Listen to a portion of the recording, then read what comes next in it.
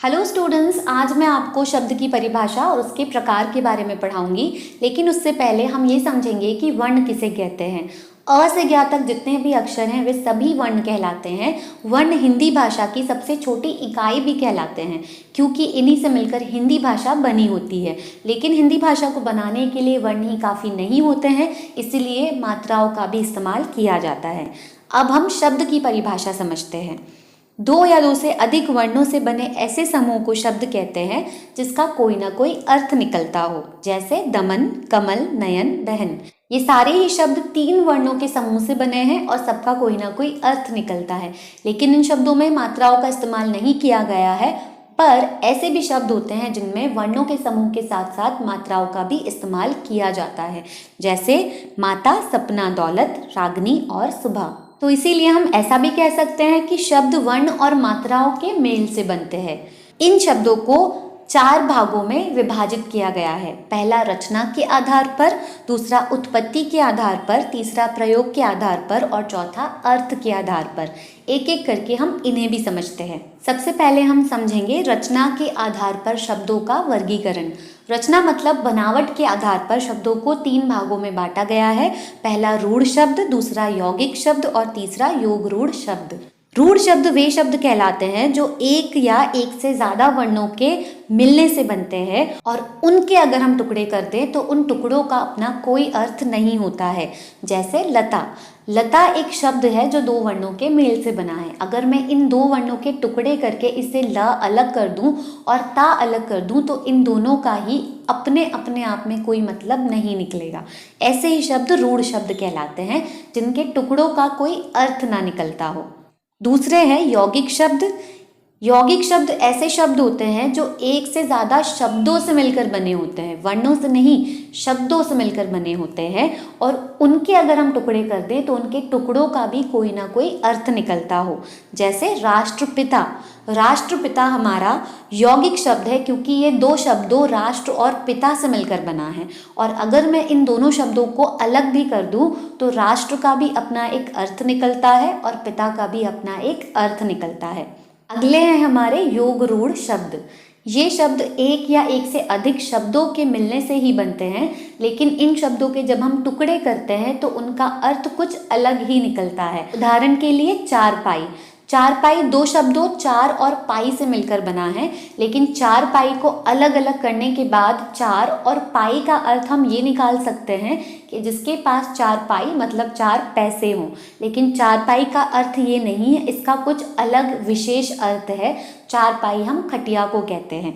उसी तरह से हमारा अगला उदाहरण है लंबोदर। लंबोदर शब्द बनाने के लिए दो शब्द लंबो और दर का प्रयोग किया गया है, लेकिन लंबो का मतलब यहाँ पे लंबा नहीं है, बल्कि लंबोदर हनुमान जी के लिए प्रयोग किया जाता है। अब हम समझेंगे शब्दों का वर्गीकरण उत्पत्ति या फिर विकास के आधार पर। विकास के आधार पर शब्दों को चार भागों में बांटा गया है। पहला तत्सम शब्द, दूसरा तद्भव शब्द, तीसरा देशज शब्द और चौथा विदेशज शब्द। तत्सम शब्द वो शब्द होते हैं जो संस्कृत भाषा से हमने लिए हैं और उन्हें जिस तरह संस्कृत भाषा में इस्तेमाल किया जाता है हम हिंदी भाषा में भी उन्हें ज्यों का त्यों ही इस्तेमाल कर लेते हैं, बिना उनकी बनावट बदले। जैसे अग्नि, क्षेत्र, कर्ण, चंद्र, वायु आदि। अगले हैं हमारे तद्भव शब्द। ये शब्द भी संस्कृत भाषा से ही लिए हुए शब्द हैं जो हम हिंदी भाषा में इस्तेमाल करते हैं, लेकिन हिंदी भाषा में हमने इन्हें इस्तेमाल किया है थोड़ा सा इनमें बदलाव लाकर। जैसे सूरज। सूरज हिंदी में हम इस्तेमाल करते हैं, जबकि ये आया है संस्कृत के शब्द सूर्य से बदलकर। अब हम देशज शब्दों के बारे में समझेंगे। किसी भी भाषा में बोले जाने वाले ऐसे क्षेत्रीय शब्द जो कहाँ से आए हैं इसका किसी को पता ही ना हो, उन्हें ही हम देशज शब्द कहते हैं। ये शब्द समय, परिस्थिति या आवश्यकता के अनुसार किसी भी व्यक्ति द्वारा बना लिए जाते हैं। मतलब ये भाषा का हिस्सा नहीं होते हैं, पर लोग इन्हें अपने आप बना लेते हैं। उदाहरण के लिए खचाखच, फटाफट, ढोर, मुक्का आदि। अब हम विदेशी शब्द समझेंगे। किसी भी देश में उस देश के संबंध बाहरी देशों से भी होते हैं, चाहे वो संबंध राजनैतिक संबंध हो, आर्थिक संबंध हो, धार्मिक हो या सांस्कृतिक संबंध हो। और इन्हीं संबंधों के चलते जब बाहरी देशों के शब्द हमारे देश में आकर भी प्रचलित हो जाते हैं, मतलब पॉपुलर हो जाते हैं, तो ऐसे शब्दों को ही हम विदेशी शब्द कहते हैं। जैसे अंग्रेजी भाषा से भी हमने काफ़ी सारे ऐसे शब्द लिए हैं जो हम हिंदी भाषा में इस्तेमाल करते हैं। उदाहरण के लिए अफसर, register, school, pen, clerk, nurse आदि।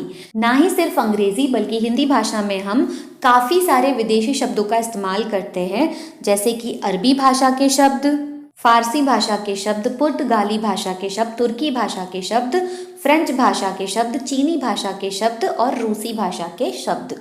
अब हम समझेंगे कि संकर शब्द किसे कहते हैं। हिंदी में प्रयोग किए जाने वाले ऐसे शब्द जो दो अलग अलग भाषाओं के शब्दों को मिलाकर बने हैं उन्हें हम संकर शब्द कहते हैं। जैसे वर्षगांठ, वर्ष शब्द संस्कृत से आया है और गांठ शब्द हिंदी भाषा का है, लेकिन दोनों को मिलाकर हमने वर्षगांठ बना दिया तो ये हमारा संकर शब्द हो जाता है। जैसे कि रेल यात्री, रेल एक अंग्रेजी शब्द है और यात्री संस्कृत का शब्द है और दोनों को मिलाकर हम रेल यात्री शब्द हिंदी में इस्तेमाल करते हैं, तो ये भी हमारे लिए संकर शब्द हो गया। अब हम समझेंगे कि प्रयोग के आधार पर शब्दों को कितने भागों में बांटा गया है। प्रयोग के आधार पर शब्दों को दो भागों में बांटा गया है। पहला विकारी शब्द, दूसरा अविकारी शब्द। विकारी शब्द वो शब्द होते हैं जिनका लिंग, वचन, कारक या काल के हिसाब से परिवर्तन हो जाता है। ये शब्द चार प्रकार के होते हैं: संज्ञा, सर्वनाम, विशेषण और क्रिया। दूसरे होते हैं अविकारी शब्द, जिन्हें हम अव्यय शब्द भी कहते हैं। ये शब्द वो होते हैं जिनमें कोई परिवर्तन नहीं होता है, मतलब वो शब्द जो लिंग, वचन और कारक के हिसाब से कभी नहीं बदलते हैं और सभी के लिए एक समान ही इस्तेमाल होते हैं, उन्हें हम अव्यय शब्द कहते हैं। इन शब्दों को चार भागों में बांटा गया है: क्रिया विशेषण, समुच्चय बोधक अव्यय, विस्मयादि बोधक अव्यय और संबंध बोधक अव्यय। अब हम समझेंगे कि अर्थ के आधार पर शब्दों को कितने भागों में बांटा गया है। तो अर्थ के आधार पर शब्दों को काफ़ी सारे भागों में बांटा गया है, लेकिन मैं आपको सिर्फ उतने ही पढ़ाऊंगी जो आपके लिए ज़रूरी है। पहला है हमारा एकार्थी शब्द। एकार्थी शब्द वो शब्द होते हैं जिनका सिर्फ एक ही मतलब निकलता है, जैसे नदी। दूसरे हमारे अनेकार्थी शब्द होते हैं। ये वो शब्द होते हैं जो शब्द तो एक होता है लेकिन उसको कई मतलबों के लिए हम प्रयोग कर सकते हैं, जैसे अंबर। अंबर एक ही हिंदी शब्द है लेकिन उसके तीन मतलब निकलते हैं: आकाश, अमृत या फिर वस्त्र। तीसरे होते हैं हमारे पर्यायवाची शब्द। ये शब्द ऐसे शब्द होते हैं जो होते तो बहुत सारे शब्द हैं लेकिन सभी शब्दों का एक ही अर्थ निकलता है, जैसे अग्नि, अनल और पावक। ये तीन अलग अलग शब्द हैं लेकिन सभी को हम आग के लिए इस्तेमाल करते हैं, सभी का अर्थ आग होता है। अगले है हमारे विलोम शब्द। विलोम शब्द ऐसे शब्दों के जोड़े को कहते हैं जिनका उल्टा अर्थ निकलता है, जैसे दिन और रात। दिन और रात दो अलग शब्द हैं और दोनों ही एक दूसरे से बिल्कुल उल्टे हैं। उसके बाद सम उच्चरित शब्द या युग्म शब्दों की हम बात करेंगे। ऐसे शब्दों को सम उच्चरित शब्द या युग्म शब्द कहते हैं जिनका उच्चारण तो एक जैसा होता है, मतलब सुनने में वो एक जैसे हमें लगते हैं लेकिन उनका मीनिंग एक दूसरे से बिल्कुल ही अलग होता है, जैसे आदि, आदि। इसमें जो पहला आदि है उसका मतलब है एटसेट्रा और दूसरा जो आदि है उसका मतलब है किसी चीज़ की आदत हो जाना। अब सुनने में ही बिल्कुल एक जैसे लग रहे हैं लेकिन इन दोनों के अर्थों में कुछ भी समानता नहीं है। ऐसे ही शब्द युग्म शब्द कहलाते हैं। अगला है शब्द समूह के लिए एक शब्द। हमारी हिंदी भाषा में बहुत सारे वाक्यांश ऐसे होते हैं जिनके लिए हम एक शब्द का इस्तेमाल कर लेते हैं, उसे ही हम शब्द समूह के लिए एक शब्द कहते हैं। जैसे दान देने वाला दानी कहलाता है, तो दान देने वाला एक वाक्यांश है और उसके लिए हम सिर्फ एक शब्द भी प्रयोग कर सकते हैं, दानी। तो दानी हमारा कई शब्दों के समूह की जगह पर इस्तेमाल किया जाने वाला एक शब्द हो जाता है। अब हम समझेंगे समानार्थक प्रतीत होने वाले भिन्नार्थक शब्दों के बारे में। हिंदी भाषा में कुछ ऐसे भी शब्द होते हैं जिन्हें सुनकर हमें ऐसा लगता है कि उनका एक ही मतलब है लेकिन उनका मतलब एक दूसरे से अलग होता है और बहुत ज़्यादा अलग नहीं होता है, हल्का सा अंतर होता है। उदाहरण के लिए अस्त्र और शस्त्र। जब हम अस्त्र और शस्त्र सुनते हैं तो हमें ऐसा लगता है कि हम किसी भी तरह के हथियार के बारे में बात कर रहे हैं, लेकिन इन दोनों का अलग मतलब होता है। हाँ, मतलब में थोड़ा सा ही फर्क है लेकिन मतलब अलग होता है। अस्त्र हम किसी भी ऐसे हथियार को बोलते हैं जिसे हाथ से फेंक कर वार किया जाता है, जैसे तीर, भाला, ये सब। और शस्त्र हम ऐसे हथियार को बोलते हैं जिसे हाथ में लेकर ही उससे वार किया जाता है, जैसे तलवार, लाठी, बंदूक या फिर चाकू। अगले हमारे आते हैं समूहवाची शब्द। ऐसे शब्द जो एक समूह के लिए इस्तेमाल किए जाते हैं उन्हें हम समूहवाची शब्द कहते हैं। जैसे गट्ठर, गट्ठर बहुत सारी लकड़ियों के समूह को कहते हैं। जैसे गुच्छा, गुच्छा बहुत सारे चाबियों के समूह को या फिर अंगूर के समूह को कहते हैं।